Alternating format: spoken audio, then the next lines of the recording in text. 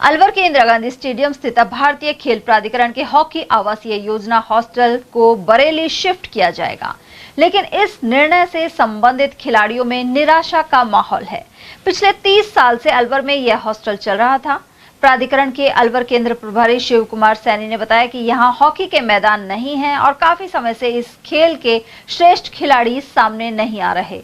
ऐसे में hostel shift करने की रिपोर्ट भेजी गई थी। उन्होंने यह भी जानकारी दी कि अब इंदिरा गांधी स्टेडियम में बास्केटबॉल सेंटर शुरू होगा, जिसके लिए 2 ग्राउंड तैयार कर लिए गए हैं। सबसे पहले तो बच्चों का भविष्य को देखते हुए यहाँ जो फैसिलिटी है, रेत का मैदान भी हमारे पास नहीं है और रेत में आजकल बच्चे जाना भी नहीं चाहते।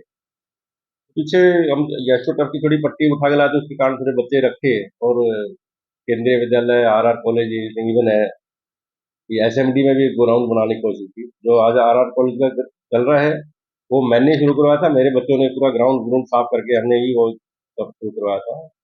केंद्रीय विद्यालय में का मैदान हमने एमपी के पास जाके मैदान लिया था, कलेक्टर को भी उन्होंने मना कर दिया था। मैं खुद कलेक्टर को मिला था सोनी साहब से, तो कलेक्टर को भी मना कर दिया था प्रिंसिपल ने। उसके बाद एमपी साहब जो ये बाबा बालकनाथ जी थे, उन्होंने इसको कमिश्नर से बात करके हमें अलाउ करवाया।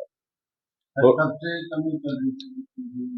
ये लगभग 5-6 से पिछले 6 साल से ये सेंटर एस पे तो बिल्कुल कहीं भी नहीं था।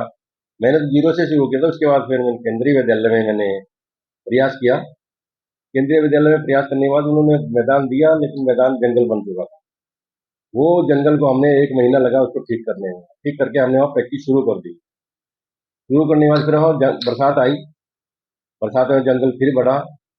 तब तक हम आर कॉलेज जाते थे, तो एक दिन कोई केंद्रीय विद्यालय में किसी सांप ने बच्चे को काट लिया और उन्होंने इस मैदान में रूटावेटर घुमा दिया।